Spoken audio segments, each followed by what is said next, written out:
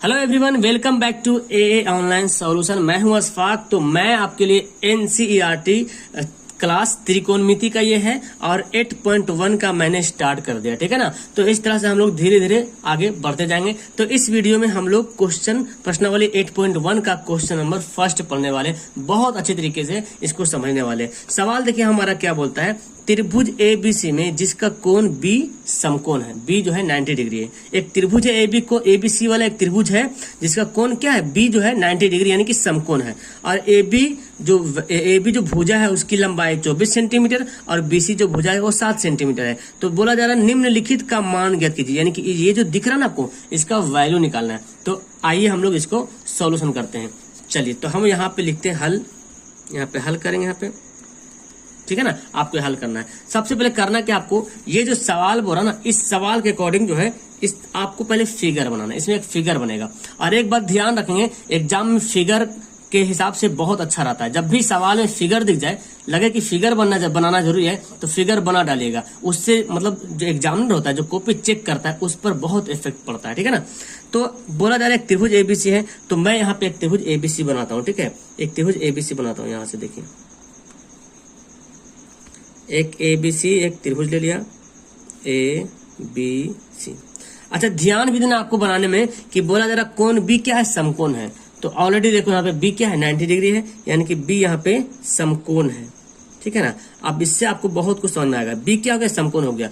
तो हम ये समकोण है, मतलब ये पाइथागोरस थ्योरम वाला है ना। पाइथागोरस क्या बोलता है, उसमें एक कर्ण होता है, एक लंब होता है और एक आधार होता है, ठीक है ना। और बोलता है जो कर्ण का जो स्क्वायर होगा वो लंब का स्क्वायर और आधार के स्क्वायर जोड़ के बराबर होगा, ठीक है ना। अब देखो क्या बोलता है, ए बी बराबर 24 सेंटीमीटर। तो ए बी ये वाला है, तो इसको हम लिख देंगे 24 सेंटीमीटर, ठीक है ना। और बीसी 7 सेंटीमीटर, यानी कि बीसी कितना है, 7 सेंटीमीटर। अब आपको साइन बराबर फॉर्मूला याद किए होंगे, साइन बराबर लंब बटा कर्ण, कॉस बराबर आधार बटा कर्ण। तो कर्ण आ रहा, तो इसमें तो कर्ण का वैल्यू दिया हुआ है ही नहीं, तो हमको पहले कर्ण का वैल्यू निकालना पड़ेगा। तो चलिए, चूंकि यहाँ पे ए बी बराबर 24 सेंटीमीटर, ठीक है, और यहाँ पे बी सी बराबर 7 सेंटीमीटर दे दिया, तो आपको क्या निकालना है, हमको निकालना है ये वाला कर्ण, यानी कि AC निकालना है। इसलिए हमको AC क्या निकालना है, AC बराबर।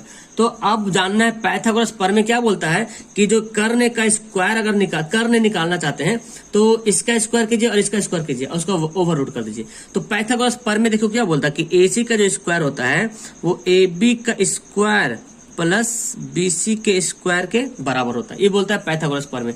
तो अब हम क्या करेंगे, यहाँ पे इस स्क्वायर जो दिख रहा है ना, AC का स्क्वायर, इस स्क्वायर को इस पर भेज देंगे, इधर भेज देंगे। तो स्क्वायर को इधर भेजेंगे तो ये बन जाएगा ओवर रूट में, ठीक है। यानी कि AC बराबर AB का स्क्वायर प्लस BC का स्क्वायर का ओवर रूट, यानी कि वर्गमूल बन गया, ठीक है ना। अब AB और BC का जो वैल्यू दिया उसको हम लोग यहाँ पे पुट कर लेते हैं और हम लोग इसका वैल्यू निकालते हैं। तो AB का वैल्यू क्या दिया बाबू, देखो AB का वैल्यू दिया है 24, तो 24 का स्क्वायर। अब BC का वैल्यू क्या दिया, 7, यानी कि 7 का स्क्वायर, ठीक है ना।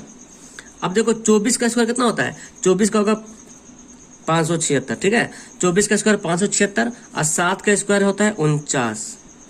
अब इन दोनों को कर दो ऐड, यानी कि जोड़ कर दो। फर्स्ट ऐड जोड़ देते हैं, 9 6 15, 7 4 11 12 और 5 1 6, यानी कि 625। और 625 किसका वर्ग है, आपको पता है 25 का वर्ग होता है, यानी कि AC आ गया हमारा 25, यही आपको निकालना था, ठीक है। 25 सेंटीमीटर आ गया। अब आपका सवाल धड़ा बनेगा। अब देखो क्या बोलता सवाल में, सवाल बोलता साइन A और कॉस A का मान निकालो। सबसे पहला बोलता है, तो हमारा पहला सवाल क्या है, साइन A। अब देखो साइन A के बारे में यहाँ पे आपको ध्यान देना है, A बोल रहा कि B बोल रहा कि C बोल रहा, इसी पे आपको गौर करना है ठीक है। अब देखो A के बारे में बोला जा रहा, मतलब यहाँ पे A, ये कोण के बारे में बोला जा रहा है, इस कोण को निकालना है। जब अब A के बारे में बोला जा रहा तो इसका कोण निकालना है ना, इसके अकॉर्डिंग निकालना है, इसके रिस्पेक्ट में आपको निकालना है। साइन का मान इस A के रिस्पेक्ट में निकालना है। यहाँ पे बोला गया साइन C का मान, तो साइन C के रिस्पेक्ट में निकालेंगे, ठीक है, इसके रिस्पेक्ट में। तो फिलहाल देखो साइन A होता है क्या है ना, होता ये है, देखो अभी आपको फिगर में क्या दिख रहा है, ये 24 जो है लंब दिख रहा और BC आधार दिख रहा है ना, 24 लंब दिख रहा, BC आधार दिख रहा, ठीक है।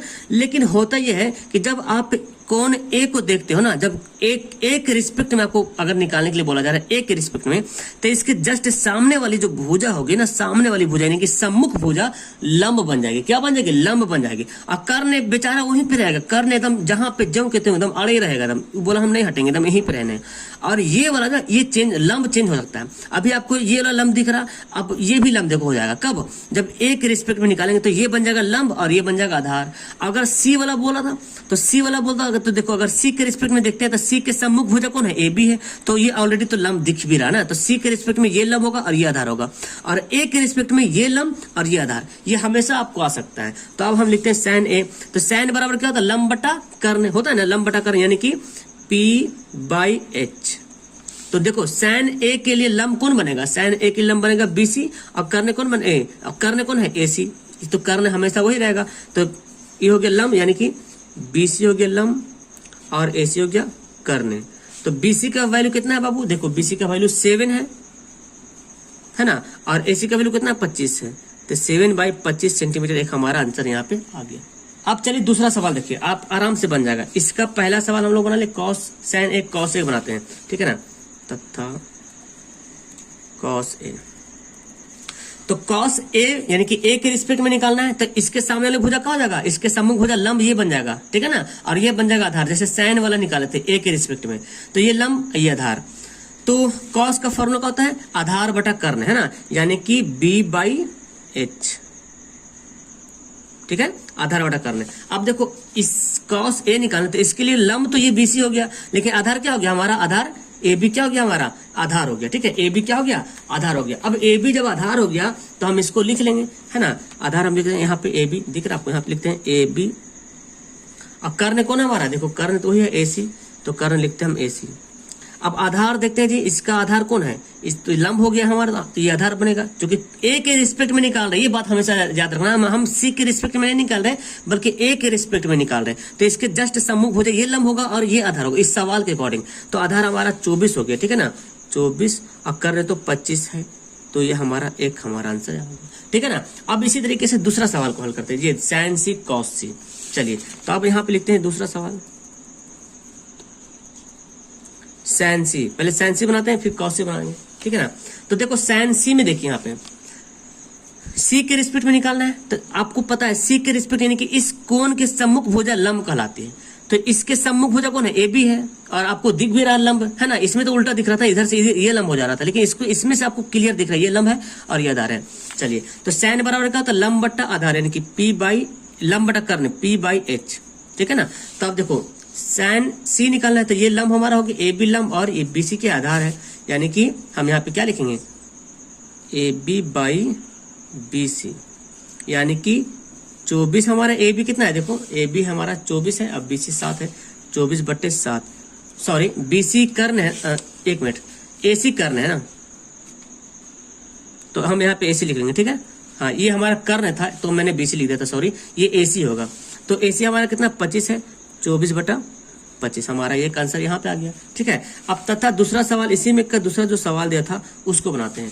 क्या दिया है? कॉस सी, है ना, कॉस सी दिया हुआ है, तो कॉस सी यहाँ पे लिखते हैं, कॉस सी। कॉस बराबर क्या होता है? देखो सी के रिस्पेक्ट में निकालना, तो ऑलरेडी लंब हमारा दिख रहा, कर्ण यहीं पे बने चूंकि इसके सम्मुख भुजा लंब कहलाती है, ठीक है। कॉस बराबर क्या होता है? आधार बटा कर्ण, तो आधार कौन है हमारा? बीसी, और कर्ण कौन है? एसी। तो यहाँ पे पहले लिखते हैं आधार बटा कर्ण मतलब बी बाई एच।